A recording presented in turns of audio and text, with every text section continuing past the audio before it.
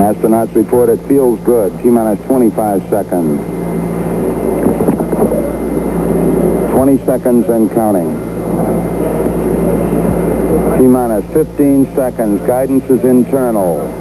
12, 11, 10, 9. Ignition sequence starts. 6, 5, 4, 3, 2, 1, 0. All engine running. Liftoff. We have a liftoff. 32 minutes. Is there anybody out there that wants to roll? And is there anybody out there that wants to boogie? Tonight, live from the Apollo, Glasgow. Well, if you're looking for trouble, I'm the man to see. If you're looking for satisfaction, it's satisfaction guaranteed. I'm as cool as a body on ice, hotter than the rolling dice. Send you to heaven, or take you to hell. I ain't fooling, can't you tell? I'm a live wire.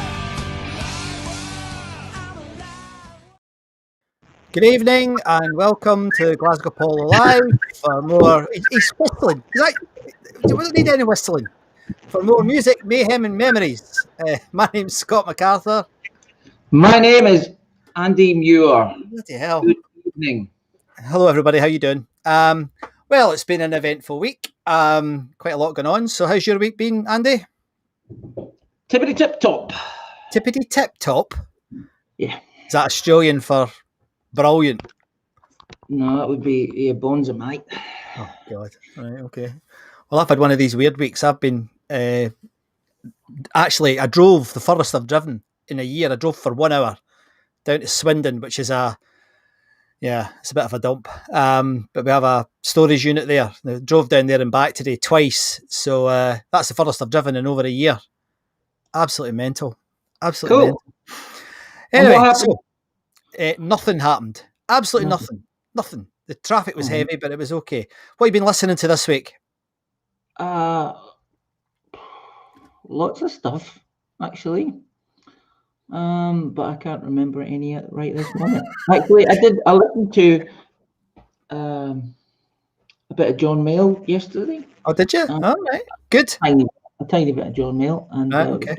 And a little bit of Japan.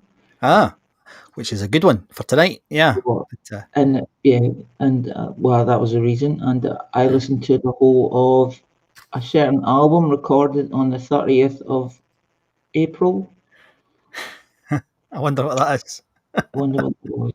And that was excellent. And I knew all the words, and I hadn't listened to it for a long time. And I sadly felt a bit bad that I hadn't listened to it. And I went, yes.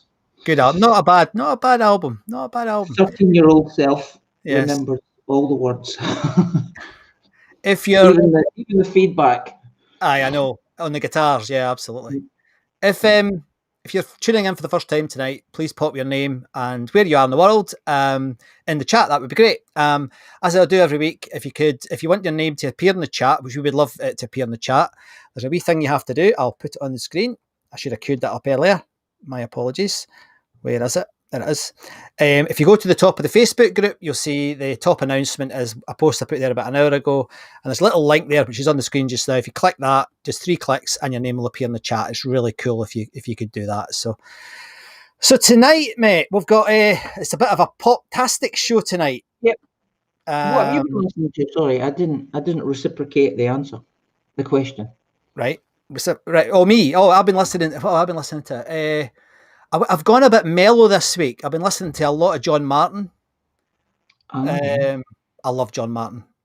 Yep. And I was listening to that last album he did that got released after he died, the one that Phil Collins guested on, and they did a couple of older songs. I heard that. It's really poignant. It's a bit like the Johnny Cash album, when he did the final album just before he died. But it was the same with Mr. Martin, because his voice wasn't shot. It wasn't like some guy who used to sing in the background, a Deep Purple type voice, but he was kind of Who, David Coverdale? nah. But it was so aged, very like the Johnny Cash album.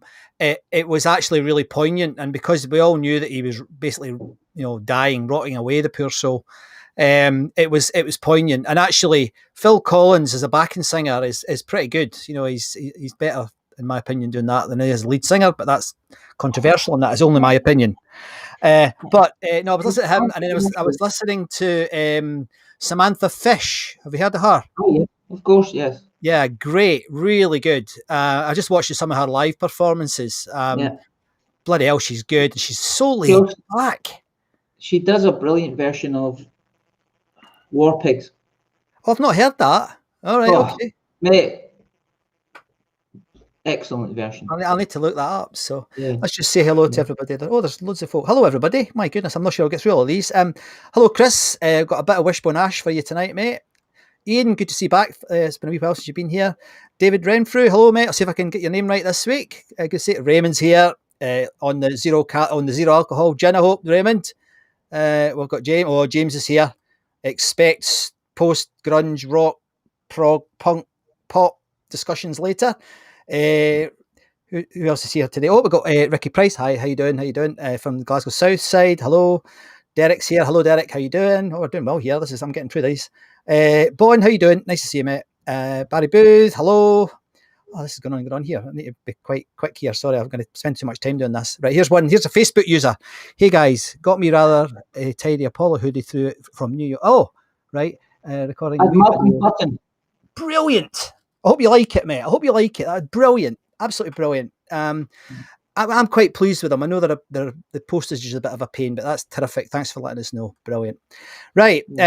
Other stuff that's going on. Oh, we've got Derek saying about John Martin and Kosov tracks are brilliant. Yeah. Magical. I can put him on, John Martin. Even his sort of, odder stuff where he's grumbling, used to do all that sort of stuff. I guess is that pre-death metal or proto-death. Anyway, the grumbling voice he did. I just think he's. See that Solidaire album? Oh God! You can't. That's a brilliant album. Who played on that? Phil Collins, did he? No, I think he played the drums on it. I think he played the drums on that one. Yeah. But and then John here. Hi John, how you doing? Talk to you later. First time watching it live. Oh, brilliant! Thanks for watching. And I've turned off the TV for this. Hope Scott managed to peek at the book. Yes, I'll have a wee chat about that later on. And Bill Padley's joined the group. Yeah, we'll talk about Bill maybe either this week or next week. There's been some interesting posts. Oh yeah, that's right. I also got. I showed you I got a book this week. I got the "We Want You In" book from about the Greens Apollo. Yeah, this one. Yeah, well, I got a copy of that. It's interesting. This one. Yeah. This is the hard to get one. Yeah. And should we tell them what we're going to do? No. No. Okay. And Jim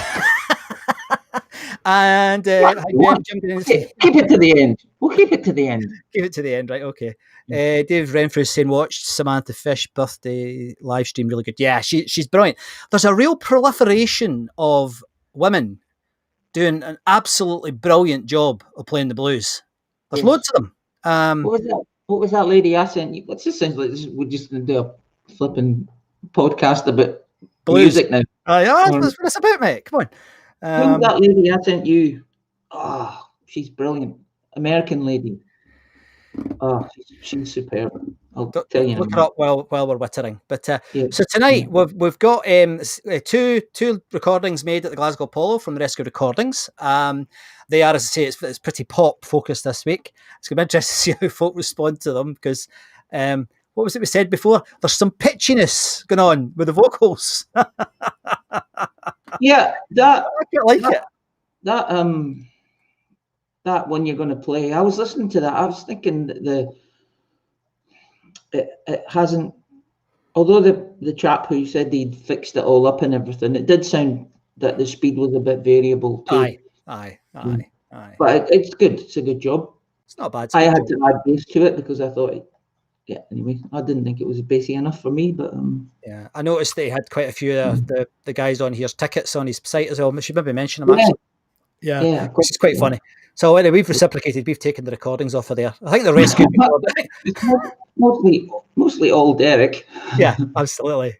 Anyway, let's have a go at the looking at who played this.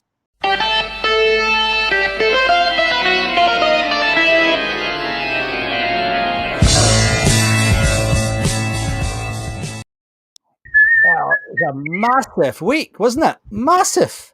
This week was a bit bonkers. Yes, you're Yeah. quite right. I'll just stick it on the screen for a bit so folk can have a quick look if they haven't seen it on the Facebook group. Oh, yeah, I did. Yeah, I had to twist, I had to cut it in half. It was so big, yeah. Right. Because it was a lot of people did 2 gigs and they were doing double gigs that week. Yeah, those weeks. Scottish Unionist Association. I wasn't sure if they were unionists or people who wanted the Scottish Union. I don't know between either. Scotland No and idea. England. No I idea. didn't want to go there. Bit of politics. 58 years ago. God, Bennett. 58 years ago. Well, things happened then. Ginger Baker's Air Force. Yes. That is one thing I should have looked up. I should have looked up that. I should have looked them up. Well, lots of complicated drumming and shouting at the audience. Most likely, yeah. Probably. Yeah. What a drummer, though. What a drummer. Yeah, what a mad drummer. Aye. Mr. Baker. John Mayall and Matching Mole. This gig here, right? Remember I was talking to you about that earlier, about 2 of our viewers or members of the site, Derek McAdam and Chris Welsh. They posted up their tickets and they both sat in row, I don't know, G or something. One was in G and one was in H. Anyway, they were very, very close to each other, and they were in different rows, but they sat in 2 seats apart. 2 rows apart, but they were in the same seat. That was amazing, and they're both mates now with each other. Not with us though, with them. No, just each other. Just each other. Yeah. And there was this massive. I don't know if it was a massive gig, but it was I think it's quite a famous gig. This one, anyway. In for a bit of history about it. Upper Clyde Shipbuilders went on strike because I think this is the one where they were being shut down. Oh, that's it. Yes, they were being shut down. But so Donovan, Billy Conley, Daryl Adams, Gal Carlisle, Green Mantle, and the JSD band all played there. And I think this was to benefit them because they decided to go on strike, but they wanted to finish the work that they were doing. All right. Okay. Yeah. So they said we're being. I think they were sort of they were being shut down, but they wanted to finish the work and they wanted to make sure that the work was done properly. Yes. I think that's what happened. I think that's what it was. Any viewers who was around then? Well, I was around, but I was only 4. Sorry, 5. I was only 5, just 5. So I don't remember much about it. Yeah. So if any of our viewer could let us know what the history was about it, that would be good. Yeah. West, Bruce, and Lang. I listened to this stuff as well. A couple of tracks off that album. Pretty good. I liked it. It was not bad. It was good. Shouty blues-based rock with Jack Bruce, Leslie West, and Corky Lang. All right. Okay. Traffic played 2 gigs. Richard and Linda Thompson supporting. Traffic, quite like them. Yeah, me too. They continue. Yeah, they stayed to strike. Yes, Chris, that's right. That's a great thing to do. They didn't want to be, obviously they didn't want to be shut down, but they didn't want to be seen as, letting the side down. Because it wasn't their decision to be shut down. They didn't strike, because they were doing something wrong. They strike because they were being shut down, I think. The Bay City Rollers, sorry, Richard and Linda Thompson. The Bay City Rollers did 2 gigs on a Sunday and a Wednesday of that week. That's a weird. That's odd, isn't it? It is odd, but there was nothing in between. I couldn't find anything in between there, so I don't know why. Maybe the other gigs were there, but we haven't. I don't know them. Yeah. I got. I think a lady sent me one of their tickets last weekend for those gigs. And I saw a couple of posts today, last night, about there was a lady had got one. I think she won tickets, or she was given tickets, and it was her birthday, and she went with her friend. That would have been a nice gig. Go with your friend to the Bay City Rollers on your birthday. She was 13, I think. She was 13 46 years ago, so she's still 13 in her mind. Yeah. Well, Chaos. yeah. 10cc did 3 nights again. Not 3 nights again, but they did 3 nights because I think that gig was cancelled a couple of weeks earlier because one of them was sick. The two of them, or a couple of them were sick, and they'd started the gig and then they had to cancel. So a similar situation as what had happened before. So, but I think everyone was happy to see them back and happy to see that they came back. Yeah, I bet. Pretty quickly. He didn't wait. He didn't do like, we'll come back, and then didn't come back till the next year. They came back pretty soon. And Chaz and Dave were the support act. So I bet you that was a bit of a rip-roaring fun time. Brilliant. Yeah. The Ozark Mountain Daredevils, I can't remember who supported them. Well, I don't have it listed, but was it? I don't know if it was Leonard Skinner. I saw a poster on the site, but I forgot to take note of the support band. Tavares and Gino Washington and the Ram Jam Band. Fantastic. Tavares. What's that about? I'm not sure, but I think it's a disco-y sort of band, Tavares. And Gino Washington and the Ram Jam Band. Gino Washington, I did have a look at some of that stuff. It's just, right. I think it's funky Aye. R&B, old R&B. And they had Heatwave as well. So 2 support bands on that night. Tavares. I can't remember the Tavares. I think we talked about this before, but I forgot. Yeah. Obviously, forgot. The Eagles and Dan Fogelbert. The Eagles, 77. That would have probably been doing. They would have been doing good business that night. Yeah. That'd be a good gig. But I didn't see many people posting about that gig. Yeah, well, they're all still asleep, mate. Only 44 years ago, they're all still in a coma. Yeah. Sorry. Yeah. And other musical opinions are absolutely fine. Are available. Yeah. God. Blue Oyster Cult in Japan, right? This is a sort of, is it a semi-legendary? I don't know if it's a legend, I think it is. This was, I think this gig was known, Tavares were funky old time music. Okay. Thank you, Derek. The Blue Oyster Cult in Japan. I mean, Blue Oyster Cult are a sort of guitar-based rock and roll, heavy metal band almost, and Japan are not that. So, so they were. I did listen to the gig. That's what I was telling about earlier. I'd listened to the gig that they did in Newcastle 2 or 3 days later, right? And I not my cup of tea for Japan. It was a different Japan. It wasn't like the time when they were on the top of the pops and they were a bit, they were a bit David Bowie-ish. The guy was a bit of a David Bowie singer, but he did have a David. Yeah, they weren't like that. He had a mullet, a long mullet, and everything. Yeah. Hello. There you go. You're back. So yes, for the podcast listeners, they're not going to get that. Oh, we don't do a podcast. That's right. Yeah, so they got shouted off, booed off, and I think they got booed off. I think that's probably the oddest combination. Sorry, man.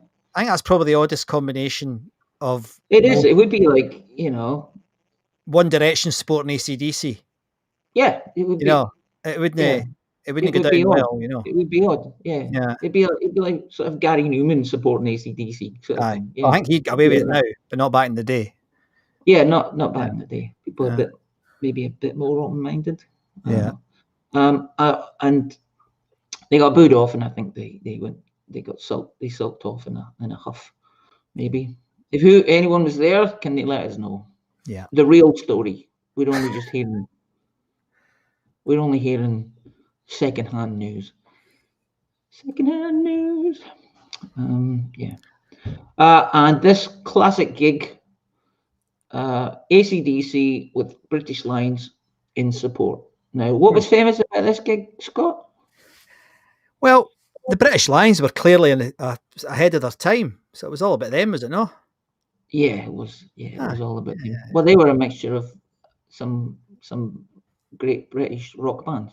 Yeah, there is a new band called British Lions, isn't there? Oh, is there? Oh, okay. I think so.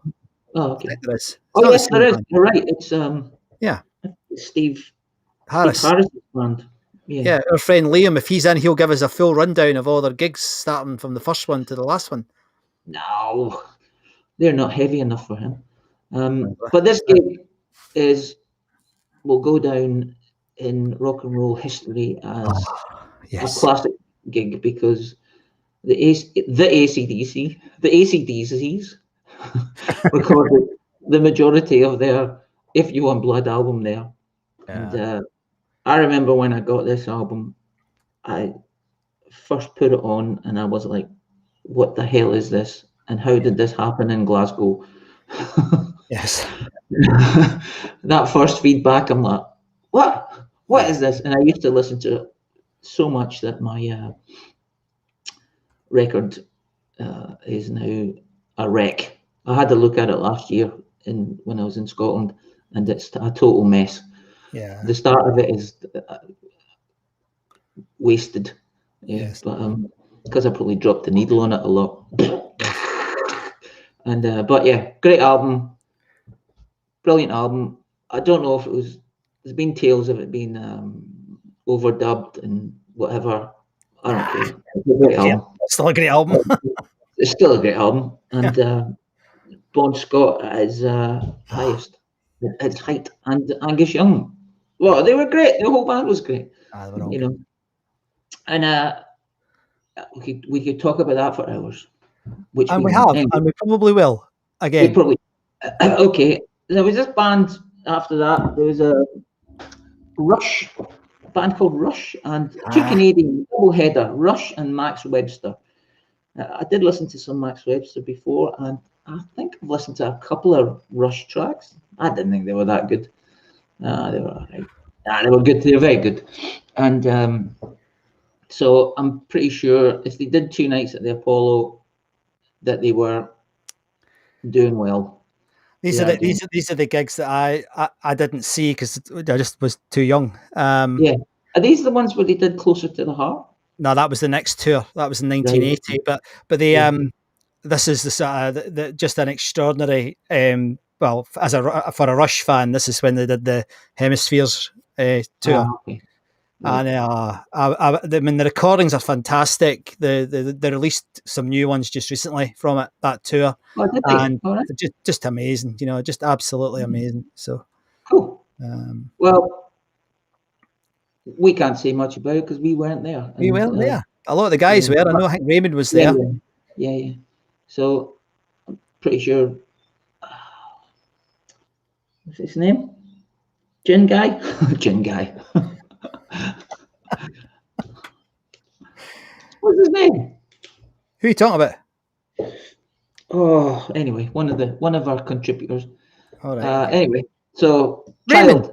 That's right. Raymond was there because I think he went to see Rush, and then the next year he went to see Dr. Hook, his favorite band. Yeah. He did. No, he didn't. Yeah. Oh, I think he went to see Blue Oyster Cult and AC/DC, I think, that week. Anyway, so Dr. Hook, another double header for Dr. Hook, and we've talked about this. The guy, Dr. Dennis LaQuarrie, Yeah, nice guy. Sent us a nice message when we started the website. Yeah, That was very nice of him. Genesis, 1980. So not Peter Gabriel. That would have been them building up to being the super mega stars they became. Yeah. Yeah, that would have been a good gig actually. Was that Duke? I think somebody said that was a Duke album. Well, it'd be quite good because at that point they were still doing prog sounds rather than, Right. Okay. Yeah. So if it wasn't Duke, I apologise to the Apollo faithful. I've got it wrong. The Undertones in TV21. That would have been a fun gig. The Undertones. Fantastic But gig. they must have done, their songs were so short. They probably did.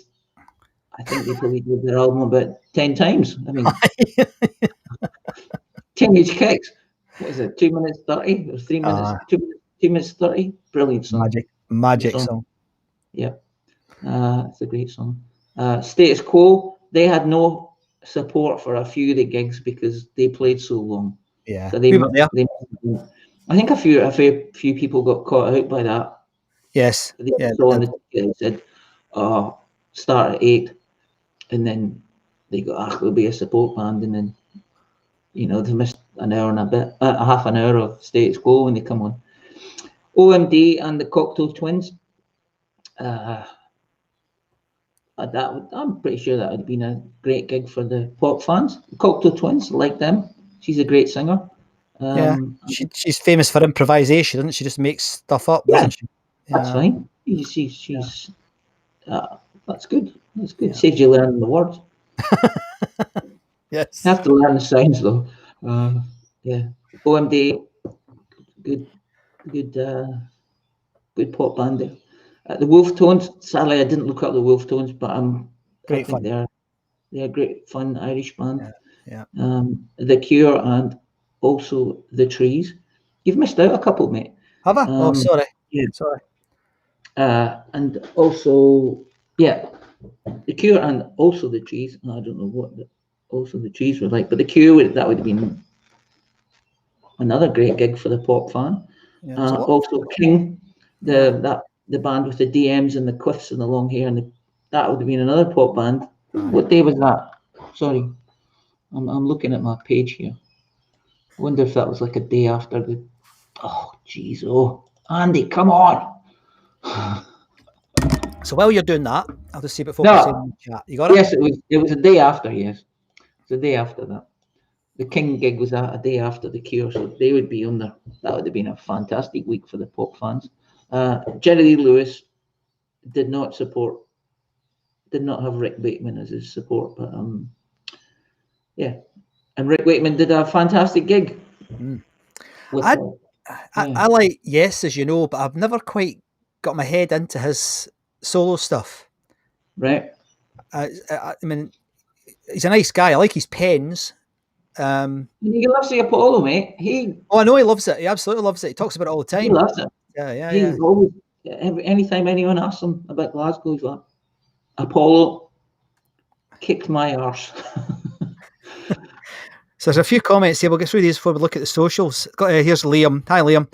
Glasgowians can make or break a band's career. Tradition that dates back to the 19th century. You're probably right. Probably, yeah. Did you see talking about the 19th century? Did you see the photograph that I put on the group tonight about just reminding people of all the bits and pieces for the websites and stuff? This one. Did you see this? How cool is that? Yeah. Oh, I did. Is that from the book that you've got? Yeah. That I've got. Yeah. And see that? That's the same size as the Barrowlands. Aye. And that's above the Apollo. It's unbelievable. Yeah. Absolutely unbelievable. I was reading about, when I read the book, the guy was saying Mr. Green went to, I think it was London or New York or something, and he specially designed he got the Apollo specially built that way, and they had special girders or something so that they could put a space there for the dance floor. Yes. And he thought he thought that people would go to the cinema and then go dancing, but no one did that. No. So they just went to the cinema or they went to dancing. They didn't go to both. I remember we got asked to contribute to a magazine article about maybe 2 or 3 years ago, and I did a few bits on it. And I got dog's abuse when I said that the Apollo could hold 6,000 people. All these folks said, "Nah, you're wrong. It's not. It's only 3,500." Actually, no, it was nearly six. It was about 6,000 because you could get 2,000 upstairs and 3,500 plus downstairs. Because downstairs never, if it was a sold out gig, there was probably 4,000 there, 4,500 even some gigs. So whoever it was that was giving me abuse, And you could also get people coming out, because people would book out the rooms. Well, in the heyday of the Greens, they would book out these functions. There was function suites.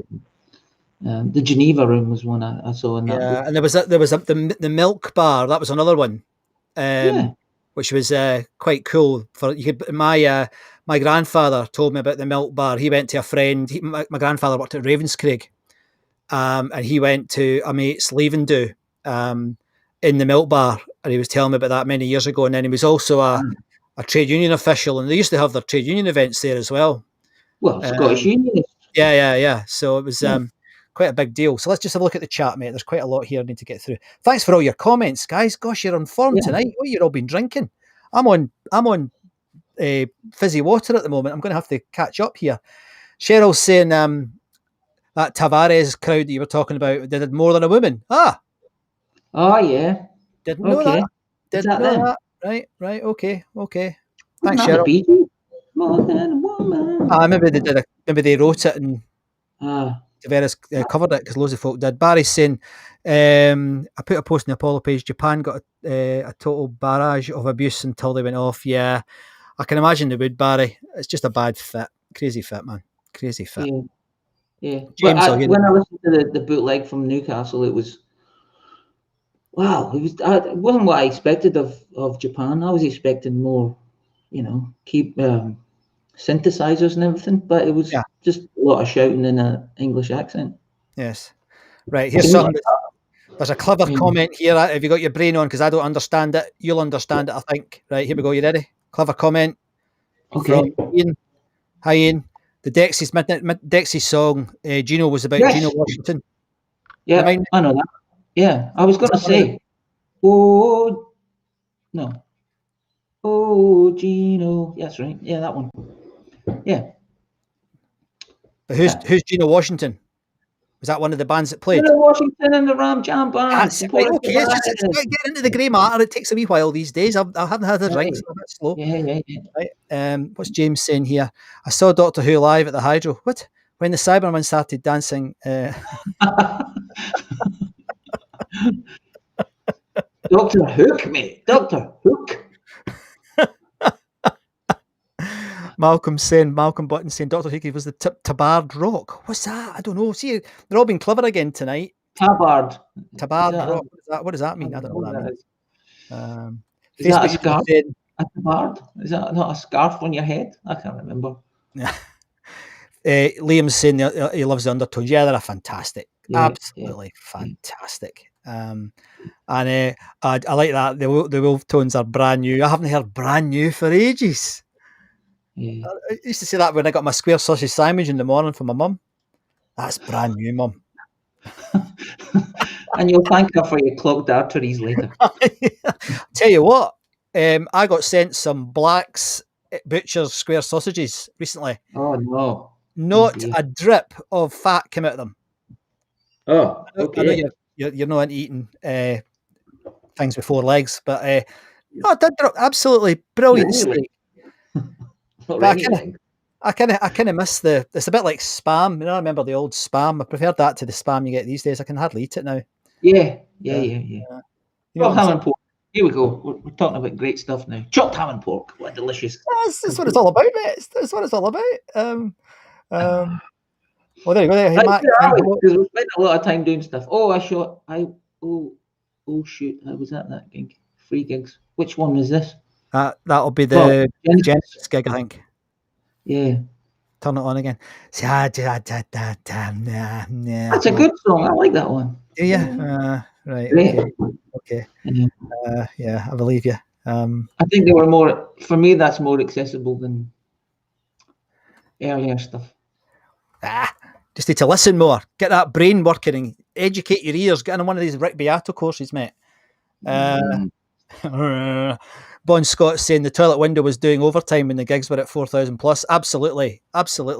And we used to do it with a minibus of us. There was 2 tickets and about 15 of us going on, and only 2 of us. Well, we all shared the cost, so it was. It did quite well. Yeah. I mean, what a system. Liam's saying the milk bar is still on the go. Used to go there. All right, really? All right, I didn't know that either. Oh, nice. There you go. Learn something every day, mate. Okay, let's have a wee look at what's been happening on the social thing, mate. Eh? Let's have a look there. All right.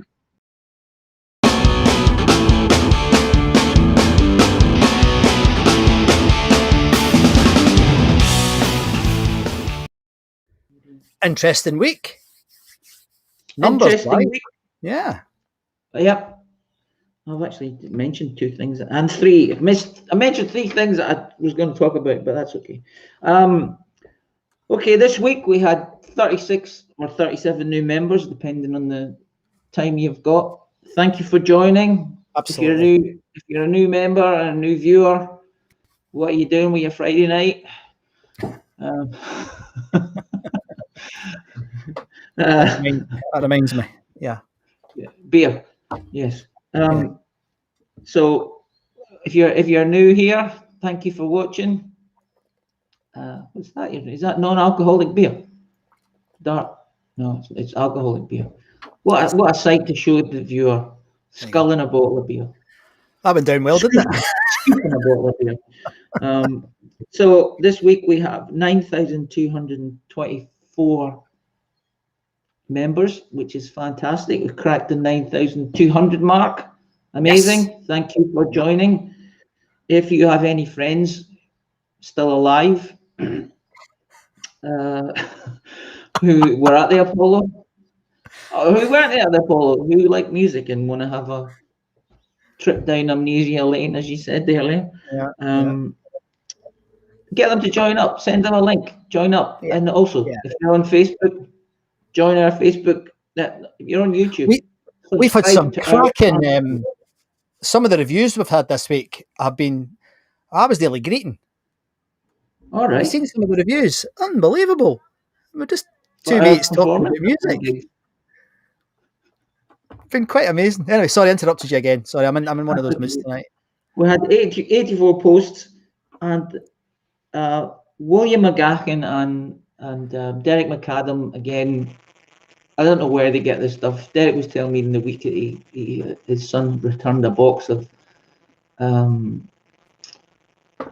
his that his son had taken by accident, and it had a lot of Apollo stuff in it, or some Apollo stuff in it, I think. So he may have found some. But William McGachen, mate, where do you get these posters? Because me and Scott, being Apollo tragics, do look on the interweb sometimes for pictures and posters and stuff, information, and I've never seen any of them. So you must have a secret cache of posters. Amazing. I've got a couple really here. Like, I'll show you a couple here. I've got some here I can show. There you go. Yeah. They must be all from newspapers or something. Yeah. Or sounds or something like that. Yeah. But yeah, amazing. Come back to that. Really good. Yeah, they're very good. So there's 84 posts. 82 of them were William and Derek. No, they weren't. There was a lot. There was a fair few comments. There was over 1,000 comments and 3,000, nearly 4,000 reactions. I think one of them that Derek put up got like 100 people. Yeah, I saw that. Good stuff. There was 5,798, so 5,800 active members, and top 5 contributors were Frank Farrell, Bon Scott, Graham McDonald. He put a lovely post for us. That was very kind of you, Graham. Thanks very much. Thank you. And thank you. And William McGachen and Derek McAdam, 1 and 2 respectively. Great. Thanks very much for contributing, guys. It's fantastic. Been brilliant. It's good to see We did notice. I've never seen it. It's amazing. Oh, it's ridiculous. But we did notice a dip, though, didn't we, in terms of the active users? So we're pondering if that's because lockdown has started to get relaxed a wee bit. Yeah. So, and what just in terms of getting some feedback from you folks, we might change this a little bit in terms of the time, because folk are going to be going to the pub on a Friday night, or they're going to be going out or whatever. So we're not making any decisions at the moment, but just to let you know that if anyone's got an idea, we're open ears to that. We're looking at our numbers, and if we can find a spot that we think is going to be a sweet spot for moving forward, we'll probably do it. There's even a chance we'll cut it down to twice a month rather than every week, but that's only another option. It's not definite. But any feedback would be really good, because it's we want to keep this going at the right pace rather than whistling in the wind every Friday night if there's no one there. So saying that, it's busy tonight. It's busy tonight, mate. So I don't know. I mean, it goes beyond science. This stuff. Yeah, and I had a few. I liked some posts this week that were quite funny. They were quite interesting, and one of them was Stefan Wozniak posted a picture of a bus. Aye. With the Apollo in the background, and there was a fantastic discussion about. It was really nice. I thought, what a nice community we have who can talk about the Apollo and buses. It was really nice. It was nice. They were discussing Scottish Midland. Is that a Scottish Midland bus? And it was nice. It was and magic. then they worked out the registration of the bus was an E-reg, so it was like a 1967. Couldn't have been earlier than that. It was great. It was beautiful. I was like, these people know their buses. Especially, I mean, it's better than arguing about being an electrician. Oh yeah, that's for sure. So Ian Kinnell, he was very helpful, and it was great fun. I thought it was great fun. Yeah. These people maybe steeped in the lore of buses. So, Glasgow bus lore. Yeah, but he knew that this bus. He said this particular coach was working Oban in 1974, and the Midland Scottish. Yeah. Anyway. It was great. I enjoyed it. It was very nice. It's like an episode of Train Spotting. Come on. That was great. Yeah, it was lovely. Yeah, I enjoyed that. And also we mentioned Rush, and we mentioned Chris and Derek sitting 2 rows apart. It was fantastic. And Bon Scott, but the AC/DC album. There was a couple of things. I thought that was really nice. That was lovely. That was good. Just to go back to the you knew I would do this. Go back to the Rush thing. Ian Bamford put this poster up, reminding everybody it was the Hemispheres tour. But I thought Frank Farrell was quite cool because he said, for some reason, it was all those years ago, but I remember it was the night before my O-level arithmetic exam. Yes. And then there was a discussion about the weird things that were remembered despite how long ago they were, and how other things were not quite so good at remembering them. But it's amazing. And I've told you, like, I went in one day. We went to the MSG gig. I've told you this, and then I should have put this on I should have put that as a contribution to that radio show. Yeah, you should have. Yeah, went into the Apollo, and I had a pipe that was my granddad's pipe. For some reason, I just had it with me, and I thought it was pretty cool. It was one of these curvy ones. Yeah. But they said, "Oh, you can't have that in here," and they took it away. But they put it in the cloakroom or something. But I didn't get it back. So yeah, I got it back. You got it back? Oh, that's all right. I got it back. Yeah, I got it back. Yeah, it was nice. They weren't. I mean, they weren't all. Went all loonies. So I think it's probably time we had some music. Yes. We've also got a new book to discuss briefly in a minute, which is quite exciting. Quite chuffed to receive it, actually. But let's listen to this lot. Now, this is by a band called Orchestral Manoeuvres in the Dark, and it's their hit, Enola Gale. And this is one of the first bands that contacted us when we started the website 18 years ago. And we actually interviewed them, and I have You to have to say, keep saying that. eh? You have to keep saying that. 18 years ago. All right, okay, a few years ago, and A few. they were really nice guys. And I mean, I have to say, well, I'll let you hear the music before I say anything else. But Yeah. this is Orchestral Manoeuvres in the Dark, playing at the Glasgow Apollo back in the 80s with their most famous song.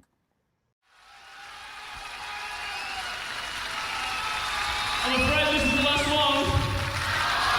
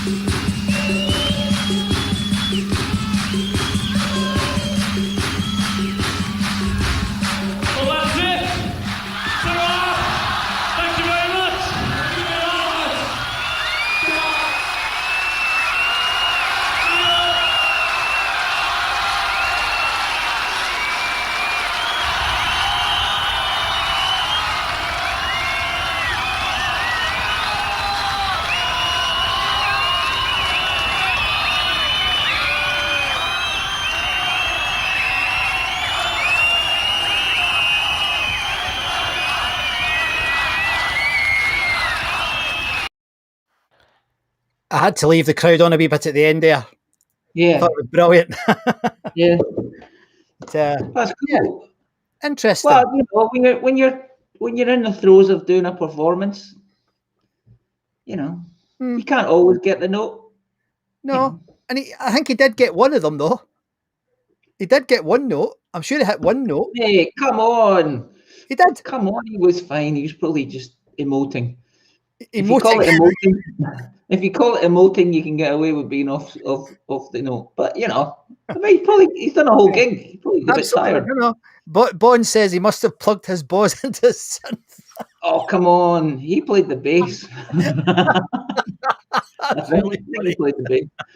Yeah. But do you know, the guy, I tell you, Andy was a nice guy. He really was a nice guy. And if you listen to that album's actually very good. I listened to it a few times, and there's actually quite a few stories. I don't know if you saw it in one of the quotes I put on, but they came on with these semaphore flags and a box with the words on it, and the place was going mental. It was all very different and very arty. I think it was quite an interesting. They loved that gig. I mean, somebody said in the chat when I put it up earlier that they were at it, and that they still he met Andy, and Andy's still talking about these gigs at the Apollo. So not my genre, but I tell you what, he's an Apollo head, so I'm quite happy. And if he ever wants to come back on the show, he'd be very welcome. He was very nice with us, so you know. So I'm not going to. I always thought he looked, and this is a bit of an aside, but I always thought that the singer looked a bit like John Collins from Celtic. He does, without a doubt. Got that long sort of pointy nose. Smells a wee bit, you know. I was going for the hair and the face. Right, okay. David's saying, thank God I was in Australia at the time instead of suffering that crap. Well, the state of Australian music in 1983, I'm not sure you would be happy with it. And I think Raymond's accusing me of being too nice. Listen to that after a few Guinness and let me know what you really think. Well, maybe later, mate. But anyway, so that was the wonderful OMD, who are friends of the show, so we don't want to be giving them too much abuse. But I'm sure there's maybe a problem with the pitching. And there's David. There's a nice.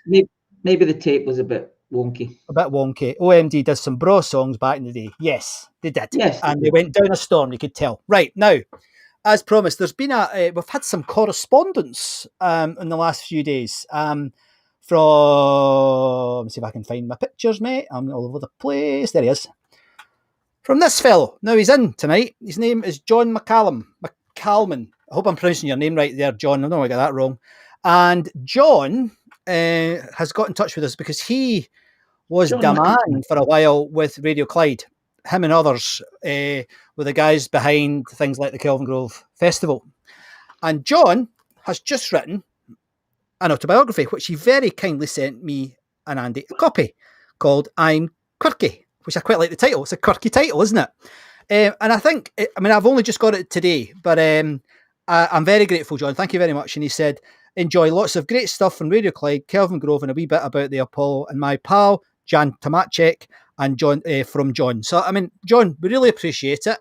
I'm going to read it this week. As you say, it's got quite a chatty style, so it's going to be quite easy to read, but there's some cracking titles, guys. But it's all stuff that we'll all be familiar with. There's pirate radio stuff, Radio Clyde stuff, the Dolphins. Remember the Dolphins, Andy? Yes, I do. Yeah, they're a good band. I like them. There's a whole bit about the Glasgow, the Kelvin Grove festivals.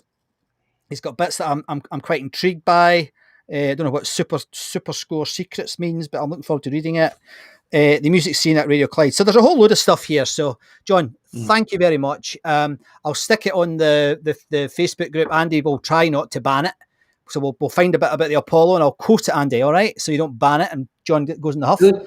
But it'd be lovely if folks see it, buy it. Let's support each other. There's John putting a post on the site saying if anyone wants to buy the book, go to his website, mccallman.com. Absolutely. And thanks ever so much for thinking about us, John. And I really actually do look forward to delving into this and finding out a bit more. And I'll be sending you some questions about particularly the link between bands that played at the Apollo and the Kelvin Grove Festival, because there is quite a relationship between the two. So thank you very much for thinking of us. We do appreciate it. Yeah. Right. So what else have we got to talk about? There's one or two things I'd like to do. Hold on. Let me just put that there. I'd like to play AC/DC, but we can't because the last time we did. It was awful, wasn't it? We got hawkled. They absolutely took us off. It was awful. But I don't want to go back there again. This is why we're not doing as many videos, because the basically the algorithms are looking for us at the moment, and it's across the platforms. The only place we can really do that sort of thing is on Twitch, which seems to get away with it, but not using YouTube or Facebook or Twitter.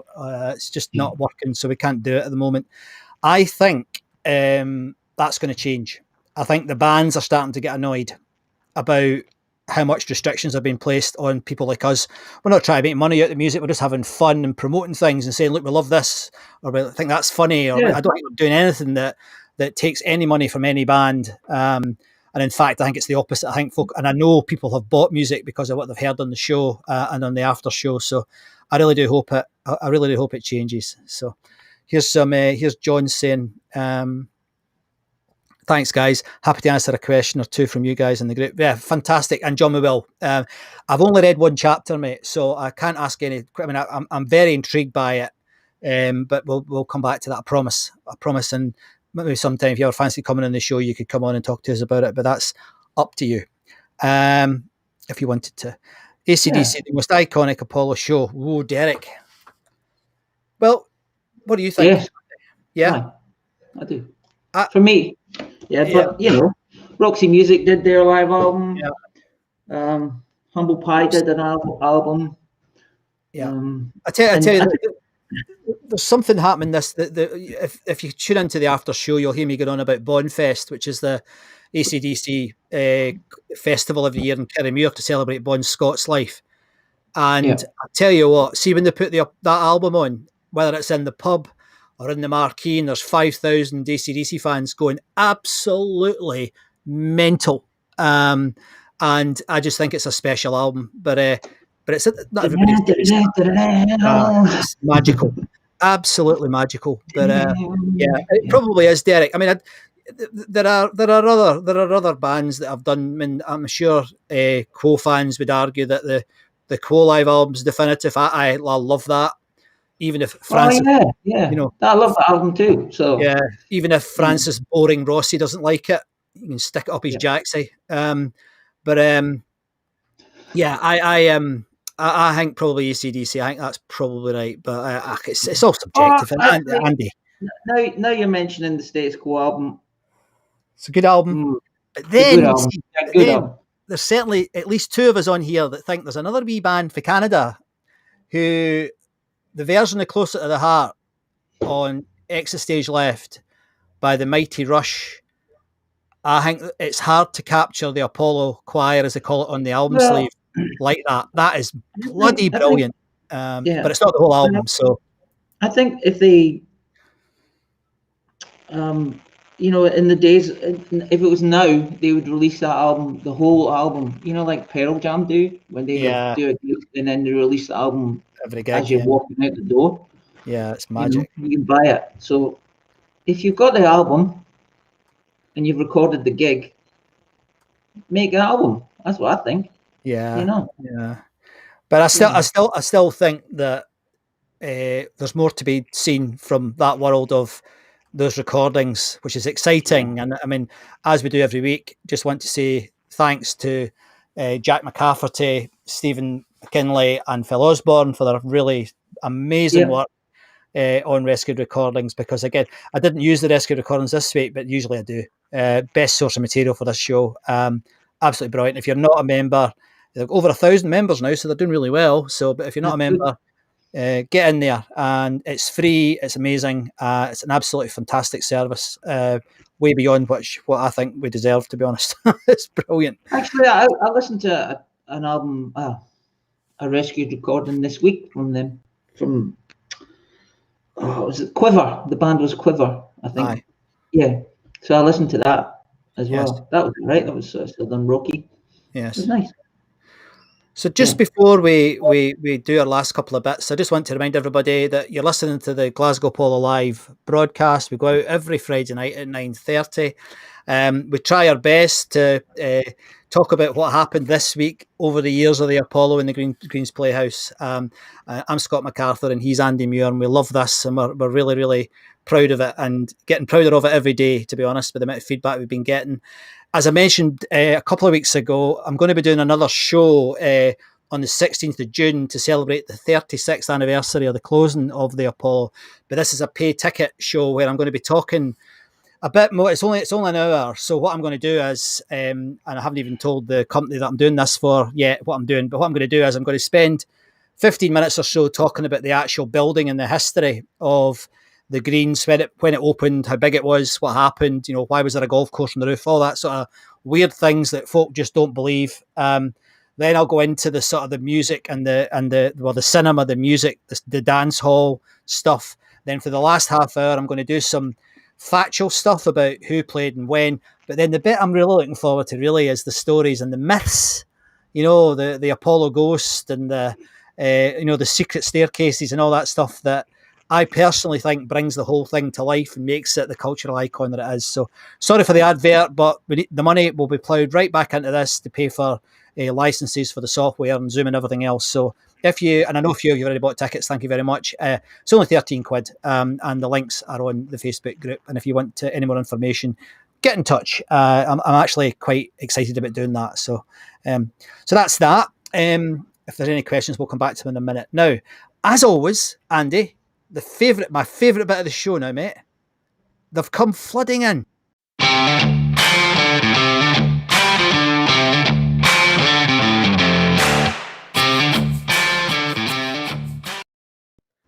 Right, can I tell them?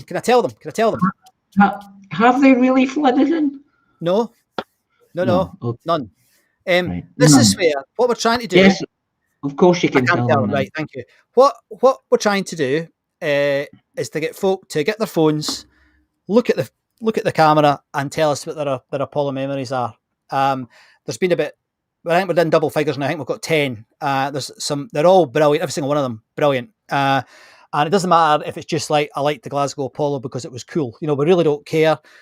But we do think that it's culturally important. Therefore, we would love you to contribute. Now, I am going to come to Glasgow and I am going to bring my gear and I'm literally going to walk around Sauchiehall Street and Renfield Street and I'm going to stop you if you look over 45 and I'm going to ask you if you were at the Apollo. I am really going to do it because I want to get some of this filming done. But to encourage you, we've managed to get hold of something. Now, let me just get hold of this. Where is it? This. Andy and he's amazing. No, the other one. It's that one, is it? No? It's that one. No, it's the other one. Is it the other one? This one here. Yeah. Sorry, even better. This thing, right?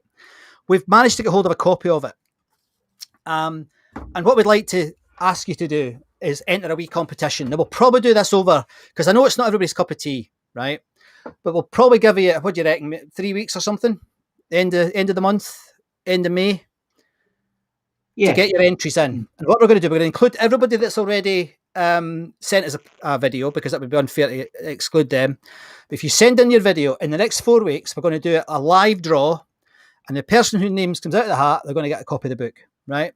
And it's a brilliant book. You don't need to be in Harlem, by the one and only Russell Ledbetter. It's a fantastic document about everything to do with the Apollo. We love it to bits. And I hope it's been valued at £7,000. No, like I've seen various valuations of it as like 150 quid, 300 quid. Yeah. So if you're a Hibs fan, if you're a Hibs fan, that's 3,000 quid. If you're anybody else, enter the draw, and we'll see what we can do. He's shaking his head at me again, but anyway. So please get involved. So before we do the last wee bit, I'm just going to check and see if there's anything else on here about whatever. Right, here we go. Bond said, "If You Want Blood" is the best album recorded at the Apollo. End of. Yep, I agree, but Quo fans won't. Here's John again. Did you know the Dolphins in their earlier form of the underhand Jones? I don't know if I did, John. Actually played on the Apollo. Did they? Jan Tomac at the Apollo. Whoa! That's good. We didn't know that. Yeah. Buy John's book. It's excellent. That's fantastic. Maybe more insight. Didn't know that. Yeah. I used to write to the singer. What's his name? Campbell. He used to have a little fan club for the Dolphins. And I remember seeing them at Kelvin Grove, and they were magic. They were absolutely brilliant. But they kind of fizzled out, didn't they? I don't know what happened. Somebody will tell us, no doubt. But here's Derek saying, what made the Apollo? what it was, the fans, the bands on Yeah. top. Yeah, Yeah. yeah, you're right, and that's what Frank Lynch, the guy who ran the Apollo in its later time, said, that it was the audience that made it as much as the bands. I think that's probably true. Oh, see, this is just something getting on my nerves again. Like, was part of the Apollo choir for the Rush album. Good for you, Ricky. Great, well done, mate. Oh, here's Raymond saying it as well. Like, great, well done, great, good, good. Yeah. I've written and had correspondence with Neil Peart. Yeah, I would rather have been in that album though. Absolutely fantastic. There must have been a bit about Bill Padley. We've mentioned Bill, but we're going to come back about Bill because there's just a lot of stuff to talk about, Graham. So we'll definitely come back to it. I hope Bill's on tonight, as his posts have been really good already. Oh, there's loads of stuff. Oh, Bill God. Padley, was he on Radio Clyde? He was a colleague of John's, Yes. and he's the guy that talks about having the recordings. But he's a long way from the Oh, right. recordings, Aye, right? okay. So I just wanted Right. to save that because I want to ask some questions. So sorry, I've now duked in that little thing there, and I shouldn't have said it. But yeah, we'll definitely, Matt, we'll definitely have a conversation because I want to know more about that myself. Cheryl saying AC/DC at the Apollo was something special, like the Quo Live 2, but think Bon had it nailed. I mean, let's face it, Bon Scott he's up there with, Freddie Mercury and, all the other great frontmen. He was just extraordinary. I wish I'd seen him. Never saw him. Never saw him. Do you think live albums might be a thing of the past in view of the access we have to bands and various platforms nowadays? Goodness, I don't think so. Well, I don't agree. I don't think That's a so. good question because, Great question. because there's a million, like every time you go to the gig, there's people filming it. So, Yes. the sound's not great, but No. the I tell you what's atmosphere. happening in the movie world. It's interesting. There's a parallel there because what they're now proposing to do. I don't know if you've seen this, Chris. When you go and see a film after post COVID, a lot of the movies are going to have them available to buy on DVD on your way out. I think that might work. I mean, I haven't bought a DVD for 3 or 4 years now, but they also give you that that ticket they give you that gives you an automatic download or whatever. Yeah. I think they'll still. I mean, if you look at what Pearl Jam are doing, and what Frank Zappa did and others over the years, there'll be people like me that'll always buy a Rush recording, and there'll be people like you that'll always buy a Wishbone Ash recording, Chris. So I think it probably will continue, but who knows? I mean, who knows? I'm actually getting to interview some of the guys. Hopefully, fingers crossed. Don't tell anybody. From one of my favourite bands, Marillion. In the near future, they've said yes, and it's one of the questions that I want to talk to them about because they started a lot of this about crowdfunding and recording gigs and bringing out special editions at Christmas and doing special editions for fan bases. So I think there's always going to be a demand for live albums. I mean, I think it'd be really, it'll be really interesting to see what happens. But I don't think anybody knows what's going to happen. I think that, like a lot of things about predicting the future, is a bit dodgy. Don't get me started on that though. John saying, if Andy wants a copy of the book, email me his home. Oh, you're a nice man, John. Thank you very much. That's great. I'll not do it. He doesn't deserve one, but I can message him on the Facebook. Yeah, I think that might work, Chris. I think that I mean, I'm just guessing, but there is a lot of talk in Hollywood. I know that from a couple of people I know that are over there working in that business, saying that the whole thing's changing. I mean, the Oscars, half of the films you can get on Netflix, so that's fundamentally changed the whole dynamic with film, and I think it'll do the same in music. I really do. Yeah, I think it'll go back once everyone's calmed down with the COVID. But you know what I mean? Like, if it returns to semi-normality. I think so. No, I think so. I mean, I think the point that James is making about Blu-ray. Blu-ray, I love Blu-ray, but the problem is that, I mean, I've got a wall of DVDs downstairs, and it's like I've never used any of them in years. So I don't know. I've ever watched a Blu-ray movie.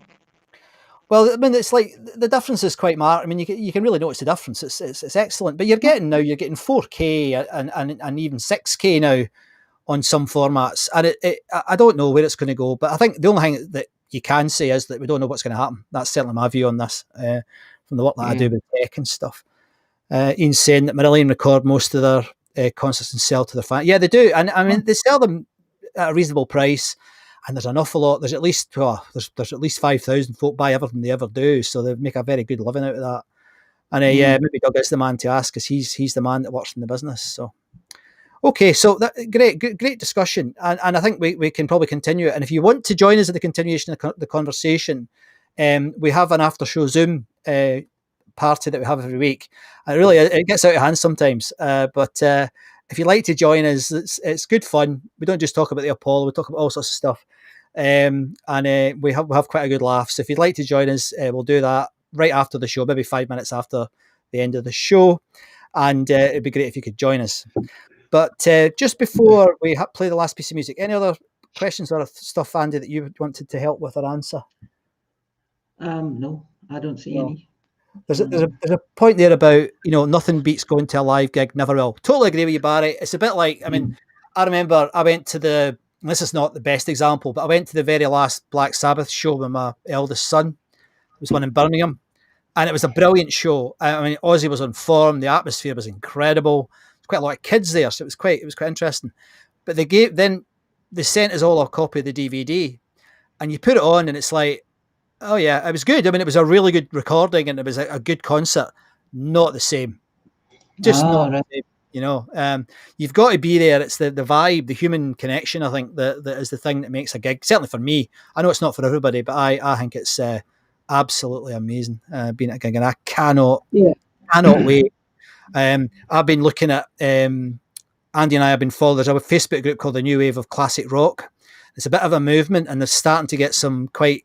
You're getting some traction, and there's so many bands on there that I'd never heard of, and I have to say there's hardly any of them that I've listened to that I don't like. So I'm starting to look for all those young bands that are touring in my area, and I'm looking forward to go to see bands. I can't even tell you the names because I can't remember what they're called, but there's dozens of them on the road, and I can't wait to see bands like that doing their thing in little venues like the Slade Rooms in Wolverhampton. It'll be absolutely brilliant. So let's play another piece of music before we just finish off all these quick. Loads of comments tonight. Thank you. This is another piece of pop-tastic stuff. And this is interesting, this recording, for a number of reasons. I'm just going to play it rather than telling you what I think. But this is by one of Scotland's greatest exports, and it's the Eurythmics. And it's a really interesting recording for a number of reasons. And this is their breakthrough single. So let's have a look. How are you feeling? It took us a long time to get here, but we're here now. It's good to be here in Glasgow. Yeah.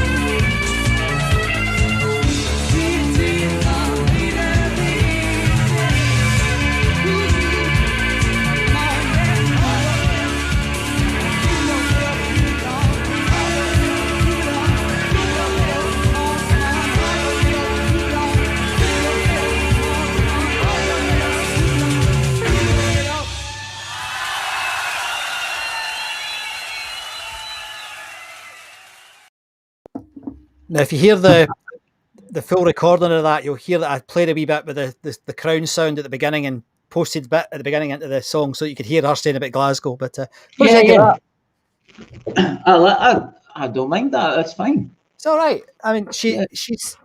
I mean, obviously, got a great voice. No, her voice wasn't terrific there, but in my opinion, but she certainly grew into her voice, didn't she? She became quite a performer. She's a great singer. Quite a performer. She's a great singer. I do think that as someone else, Ricky said, I do think that the Marilyn Manson version is much better than the much better than Eurythmics version. Thank you very much. Well, without that, you wouldn't have it. No, exactly. Yeah. But it's good though. It's good to hear. I mean, it's really good that this week, because Andy and I have both been thinking, where are all the pop recordings? Now, I didn't know the Eurythmics one was out there. I knew the OMD one was out there, but I didn't know the Eurythmics one was there. So I don't know if that's one that you've got, Jack, when you watch. I know you watch on replay usually. I don't know if you've got that one, but if you need it, I've got a link to the guy. Andy found it, but I've got the link. So give me a call or drop me a line, mate, and you can put it on Rescue Recordings. So there's a lot of banter on here tonight. I don't think we've got time to go through it all. Yeah, James. The good thing about banter. Sorry? It's James McCavity. I mean, that boy can talk for Scotland. He could probably talk for the whole United Kingdom, not just Scotland. Absolutely brilliant. We love you, James. So, that was a good show. I enjoyed that. You enjoyed that, mate? Yes, it was very good. Enjoyed it. Yeah, Thank you very much. We're an hour and 20 minutes again. We're definitely getting better at talking for longer. Oh, can you know what I did? I'm going to have to show it because I kind of not show it. Look, this picture came in. I forgot to show it earlier. Oh, yeah. Eddie Dowd's posted this from Wishbone Ash playing at the Greens in December 1972. Look at that, man. Yeah. It's another time, isn't it? There's no, I mean, that guy's wearing a hat with a cat on it. Davy Crockett. He's got one of those Davy Crockett hats, isn't it? Is it a Davy Crockett hat they call that? Yeah. But I thought look at that. There's no massive stage set, no massive stage lights. Brilliant. Absolutely brilliant. I'll put it back on again. Just them playing. Yeah, but getting these pictures is what Andy and I like more than, apart from pictures of you guys, these pictures that folk have probably not seen that picture for 50 years nearly. You know, it's absolutely fantastic. So thanks ever so much, Eddie, if you're watching. We really do appreciate it. I'm sorry I forgot to mention it earlier. I got distracted by something. I don't know. I think somebody mentioned Rush or something. So anyway, I hope you would join us on the after show. It'll be fun as always, I'm sure. I'm looking forward to it. The stream's been I hope it's been okay at your end. The stream's been a wee bit dodgy at my end, but I think it's okay for you guys. It's just at my end that it's say again? It's been fine here. Fine there, okay. Well, just a wee bit dodgy at my end, but anyway. So hope you enjoyed the show. So thank you very much for tuning in. My name is Scott MacArthur and we'll see you next week. And my name is Andy Muir and we'll see you next week. Go on, join us on Zoom. If you've never done it, just pop in for 5 minutes and then pop off again. Because that's all you need. You probably go, oh my God, I can't listen to this. But anyway, pop in. It'd be great to see you there. Cheers. Good night. See you.